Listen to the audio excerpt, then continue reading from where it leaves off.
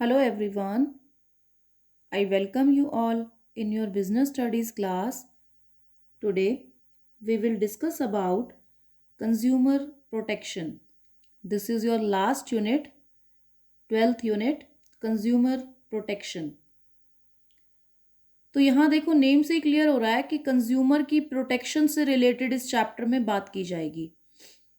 अब कंज्यूमर को किससे प्रोटेक्ट करना है, क्या कंज्यूमर को ऐसी जो है वो प्रॉब्लम हो सकती है जिससे हमें उसको प्रोटेक्ट करना है। तो कंज्यूमर कौन होता है? जो कोई ना कोई प्रोडक्ट या सर्विस को कंज्यूम करता है, वही होता है कंज्यूमर। किसी प्रोडक्ट या सर्विस को यूज करने वाला पर्सन। तो अब उसको प्रोटेक्शन कब चाहिए? कि जब उस प्रोडक्ट या सर्विस में कुछ जो है वो गलत किया जाएगा, कि उसको अच्छे प्रोडक्ट या अच्छी सर्विसेज प्रोवाइड नहीं की जाएंगी, तो उससे उसको प्रोटेक्शन चाहिए। अब आज के टाइम में जो मार्केट है ना, वहां पर कंज्यूमर को जो है वो किंग माना जाता है, कि कंज्यूमर जो है वो राजा है। जैसा वो चाहता है वैसा होना चाहिए मार्केट में, कि यानी उसकी जो एक्सपेक्टेशंस हैं प्रोडक्ट या सर्विसेज को लेकर के, प्राइजेस को लेकर के, तो वैसा उसको मिलना चाहिए। क्योंकि कंपटीशन इतना हो चुका है कि अगर आप कंज्यूमर के अकॉर्डिंग नहीं चलोगे तो मार्केट से बाहर हो जाओगे। लेकिन हर बिजनेसमैन ये भी चाहता है कि उसका प्रॉफिट मैक्सिमाइज हो जाए, उसकी सेल्स जो है वो मैक्सिमाइज हो जाए, क्योंकि बिजनेसमैन के तो अपने ऑब्जेक्टिव हैं। सेल्स उसको मैक्सिमम चाहिए, प्रॉफिट भी उनको सबसे अच्छा चाहिए। तो कई बार कुछ ऐसे बिजनेसमैन होते हैं कि जो क्या करते हैं कि अपनी सेल या प्रॉफिट को बढ़ाने के लिए प्रोडक्ट या सर्विस में कुछ ना कुछ छेड़छाड़ कर देते हैं। लाइक वो अडल्ट्रेशन कर देते हैं। अडल्ट्रेशन का मतलब होता है कि मिलावट करना, कुछ ऐसी मिलावट करना जो आपको ऊपर से देखने में महसूस ना हो। लाइक देसी घी में वनस्पति घी को जो है वो ऐड कर देना, लाल मिर्च पाउडर में कुछ ऐसा रेड और मिक्स कर देना कि आपको लगे कि सेम है, मसालों में मिलावट करना। तो ये क्या है? अडल्ट्रेशन के एग्जाम्पल हो गए। या पुअर क्वालिटी का प्रोवाइड करना, कि आपके पास, जैसे हम कई बार आप देखते हो, अगर आप नॉर्मल मार्केट की नहीं ऑनलाइन की बात करो, वहां पर हम देखते हैं ना कितने हम फैसिनेट हो जाते हैं देख करके कि क्लोथिंग आइटम्स इतनी अच्छी मिल रही हैं और इतने कम प्राइस पर। लेकिन जब आप मंगवाते हो तो इतना खराब क्वालिटी का क्लोथ होता है, उनका फैब्रिक इतना खराब होता है। तो पुअर क्वालिटी हो गई। या मिसलीडिंग एडवर्टाइजमेंट देना, कि एडवर्टाइजमेंट में कुछ ऐसा दिखाया जाता है कि उसको देख के कस्टमर इतना अट्रैक्ट हो जाता है कि वो प्रोडक्ट लेना चाहता है। लाइक हाइट इंक्रीज करने के लिए कुछ ऐसे मेडिसिन शो किए जाते हैं, या वेट गेन और वेट लूज के लिए कुछ मेडिसिन शो किए जाते हैं। वो मिसलीडिंग है। मीन्स आपका जो हेरिडिटी या बॉडी स्ट्रक्चर है, वो हाइट कैसे इंक्रीज हो सकता है? आपकी हेरिडिटी की जो बात है वो कैसे किसी मेडिसिन से जो है वो बदल जाएगी? तो ये मिसलीडिंग एडवर्टाइजमेंट है। या कॉम्प्लेक्शन से रिलेटेड एडवर्टाइजमेंट आते हैं कि आप जो है वो डार्क से फेयर कॉम्प्लेक्शन हो जाएंगे। तो ये मिसलीडिंग है, क्योंकि ऐसा सच में नहीं हो पाएगा कुछ पर्टिकुलर क्रीम या कोई पर्टिकुलर मेडिसिन ले लेने से। उसके अलावा क्या हो सकता है तरीका? कि वो प्राइस उतना ही चार्ज कर रहा है, लेकिन शॉर्ट मेजर या वेट की चीज दे रहा है, कि आपको जो है वो लेस वेट प्रोवाइड कर रहा है उतने ही पैसों में, जिससे कि उसका प्रॉफिट मैक्सिमाइज हो सके। अब वो बिजनेसमैन क्या कर रहा है कि आपसे 100 ग्राम की पैकिंग के लिए जो है वो चार्ज कर रहा है, और आपको जो है उसमें क्वांटिटी दे रहा है 80 ग्राम। तो आप उनका प्रोडक्ट 100 ग्राम समझ के खरीद रहे हो, क्वांटिटी कम है, तो उनका प्रॉफिट ज़्यादा है इसके अंदर।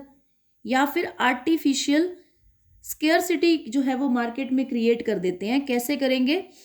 कि गुड्स की ना जमाखोरी कर लेना। जैसे मोस्टली हमारे जो हैं कुछ वेजिटेबल्स ऐसी होती हैं जिनकी जो है वो एक पर्टिकुलर टाइम पे, जो उनसे खरीदने वाले जिन्होंने ज़्यादा स्टॉक एक बार में खरीदा होता है, वो उसको अपने गोडाउन में जमा करके रख लेते हैं। जैसे कि अनियंस की बात करें, गोडाउन में स्टोर कर लेंगे क्योंकि लंबे टाइम तक स्टोर किया जा सकता है इसको, और मार्केट में ये शो करेंगे कि है ही नहीं। सप्लाई कम शो करते हैं, तो जैसे ही सप्लाई कम होती है और डिमांड उसके कंपैरिजन में ज़्यादा, प्राइस क्या चला जाता है? अप। जैसे ही प्राइस ज़्यादा है अप, तो ये अपनी सप्लाई थोड़ा थोड़ा करके बाहर निकालते हैं ताकि हम महंगे प्राइस पर बेच सकें। तो ये आर्टिफिशियल एक तरह से स्केयरसिटी क्रिएट कर रहे हैं। तो ये सारे मीन्स अपना करके ये अपना अगर प्रॉफिट मैक्सिमाइज करने की कोशिश करेंगे, तो इनसे सबको, कंज्यूमर को इस सब से बचाने के लिए जो है वो हमारी गवर्नमेंट ने दिया है कंज्यूमर प्रोटेक्शन राइट 1986। तो कंज्यूमर प्रोटेक्शन के लिए कस्टमर्स के पास राइट है और इसको एक्ट जो है वो 1986 के अंडर जो है कंज्यूमर्स को ये राइट प्रोवाइड किया गया है। तो यहाँ पर कंज्यूमर्स के लिए जो है वो गवर्नमेंट एक्शन लेती है, कंज्यूमर अपनी कंप्लेंट जो है वो डाल सकता है। तो अब आगे हम देखो कुछ एग्जांपल्स लें कंज्यूमर्स के एक्सप्लॉयटेशन के।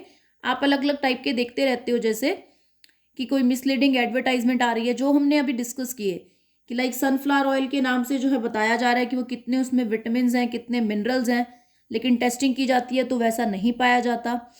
आप अच्छा आर्टिफिशियल डिब्बा बंद जूस के पैकेजिंग खरीद देखते हो कि हमारा नेचुरल जूस है बिल्कुल, लेकिन टेस्टिंग की जाए तो उसमें सबसे ज़्यादा जो पाया जाता है वो होता है सिर्फ और सिर्फ शुगर कंटेंट।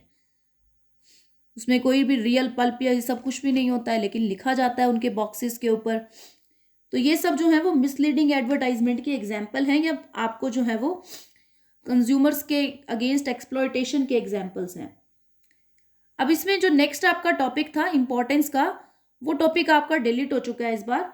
बेसिकली इंपॉर्टेंस जो है वो यही है कि कंज्यूमर्स को प्रोटेक्शन देना, उनकी इग्नोरेंस के अगेंस्ट जो है उनको हेल्प प्रोवाइड करना। अगर कंज्यूमर जो है वो उसको हेल्प की नीड है, तो कंज्यूमर अलग अलग जगह पर अनऑर्गेनाइज्ड स्प्रेड होते हैं, तो उनको एक जगह पर हेल्प प्रोवाइड करना कि ये एक्ट आपके लिए है, यहाँ आकर आप हेल्प ले सकते हैं।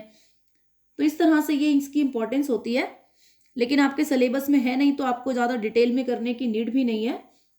अब हम बात करते हैं कि लीगली कंज्यूमर्स को क्या प्रोटेक्शन दी गई है। यानी कंज्यूमर प्रोटेक्शन एक्ट तो है ही, उसके पैरेलल में हमारी गवर्नमेंट ने कंज्यूमर्स को क्या क्या प्रोटेक्शन दी है।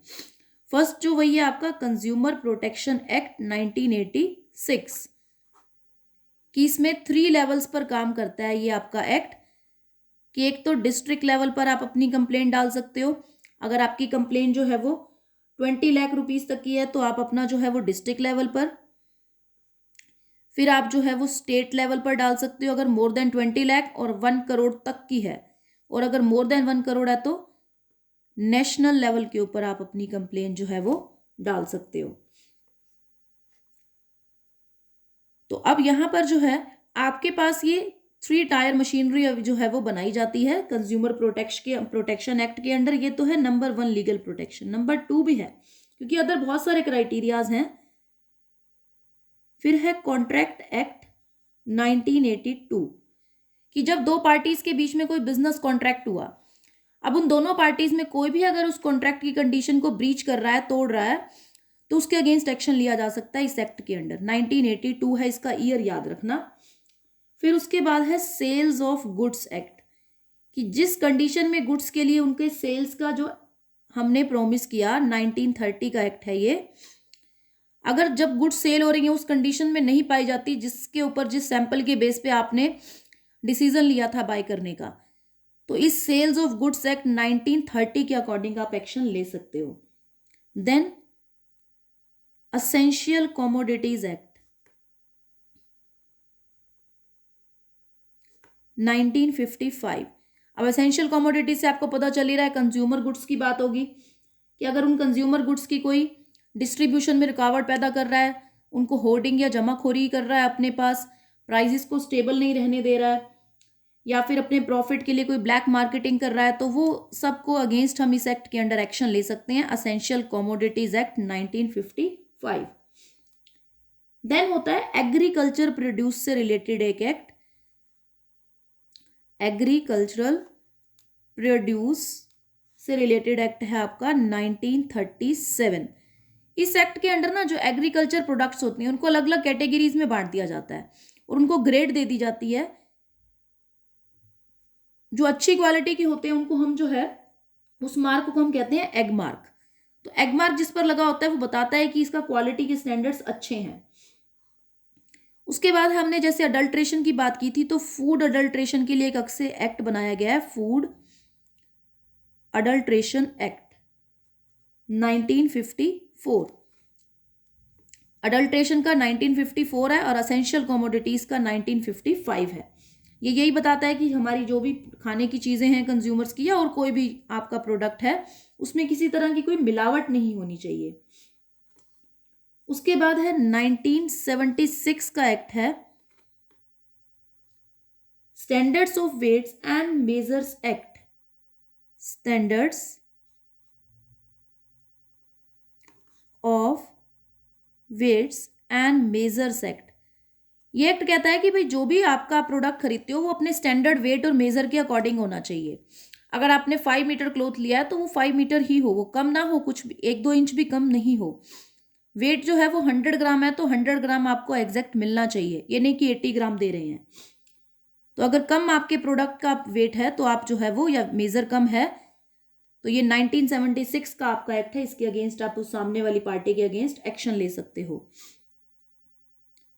देन है ट्रेडमार्क एक्ट 1999। ये कहता है कि किसी कंपनी का अपना रजिस्टर्ड कोई ब्रांड नेम है, अब सिर्फ ब्रांड नेम है, तो उसको इसके अगेंस्ट जो है वो रजिस्टर करवा सकती है, तब उसको कोई दूसरी कंपनी जो है वो सेम ब्रांड नेम को यूज नहीं कर पाएगी। तो ये है आपका ट्रेडमार्क एक्ट। नेक्स्ट उसके बाद आता है कंपटीशन एक्ट 2002। ये एक्ट जो है इसने रिप्लेस किया था, इससे पहले एक पुराना एक्ट था monopolies and trade practices act 1969, उसको रिप्लेस करके ये बना था। ये एक्ट ये कहता है, कंपटीशन एक्ट, कि मार्केट में ना हेल्दी कंपटीशन बना रहना चाहिए। ऐसा नहीं होना चाहिए कि एक ही पर्सन है, उसी की मोनोपोली है मार्केट में, मतलब वो ये का अकेला इंसान है जो मार्केट में अपना प्रोडक्ट बेच रहा है, फिर तो वो कस्टमर्स को एक्सप्लॉइट करेगा। इसीलिए उसके कॉम्पिटिटर्स मार्केट में होने चाहिए, ये कहता है कॉम्पिटिशन एक्ट। उसके बाद है bureau of Indian standards act. तो यहां पर जो है ये bureau of Indian standards act BIS 1986 है इसका भी year, bureau of Indian standards act. ये कहता है कि जो भी प्रोडक्ट जो है वो एक पर्टिकुलर स्टैंडर्ड को फुलफिल करते हैं, उनको जो है ना ISI का मार्क दिया जाए, जिससे उनकी क्वालिटी इंश्योर की जा सके कि ये इस स्टैंडर्ड को मीट कर रहा है। तो ये ISI का मार्क दिया जाता है जो हाई क्वालिटी को शो करता है। तो ये अंडर आता है bureau of Indian standards act के।